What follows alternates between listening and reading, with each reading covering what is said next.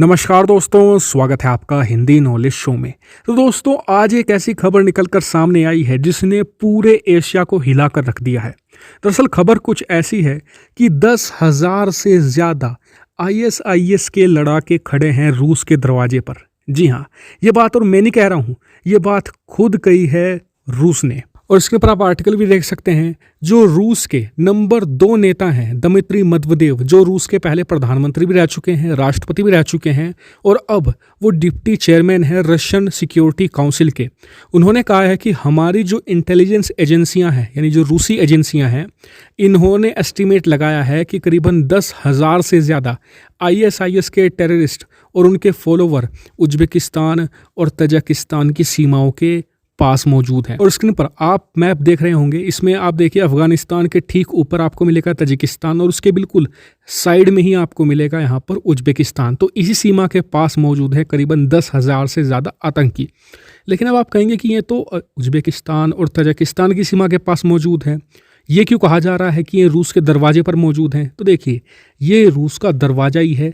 आप इसे उज्बेकिस्तान या फिर तजाकिस्तान की सीमा मत मानिए, इसे आप रूस की ही सीमा मानिए। क्यों? क्योंकि देखिए, अगर एक बार कोई आतंकी उज्बेकिस्तान के अंदर एंटर हो गया तो उसके लिए रूस पहुंचना ऐसे ही होगा जैसे आप राजस्थान से दिल्ली पहुंच जाते हैं, आप महाराष्ट्र से कर्नाटक पहुंच जाते हैं, बिल्कुल ऐसे। क्योंकि सीमा पूरी तरीके से ओपन है, कहीं पर कोई रोक टोक नहीं है। इवन आप फर्जी पासपोर्ट तक बनवा सकते हैं, क्योंकि भ्रष्टाचार इन सेंट्रल एशियाई देशों में बहुत ज़्यादा है। ऐसे में रूस इस समय अफगानिस्तान की जो सीमा है यहाँ पर अपने सैनिकों की हैवी डिप्लॉयमेंट कर रहा है, क्योंकि उसे पता है कि अगर आतंकियों को यहीं पर रोक लिया तो रुक गए, वरना एक बार वो एंटर हो गए सेंट्रल एशियाई देशों में तो फिर उनके लिए रूस के अंदर दाखिल होना बच्चों का खेल हो जाएगा लिटरली। वहीं इसके अलावा रूस ने जो अफगानिस्तान के आसपास के देश हैं, इन सभी को चेताया है कि जो ISIS है वो खुलेआम कह चुका है कि वो अब पूरे एशिया में अपना प्रभाव बढ़ाएगा। तो ऐसे में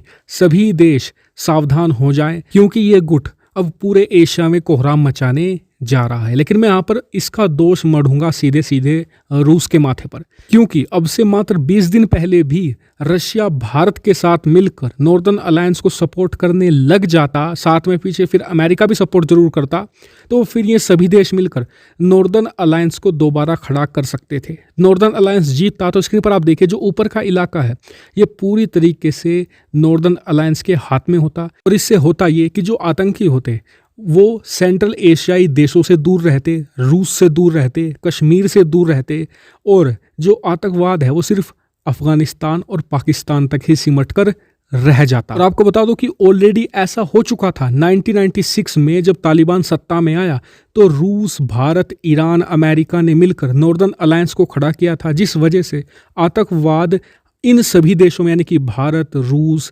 सेंट्रल एशियाई देश, ईरान, यहाँ पर नहीं फैल सका था। लेकिन इस बार रूस चीन के साथ मिलकर तालिबान की चमचागिरी में लगा था, तो अब उसकी कीमत तो चुकानी ही पड़ेगी।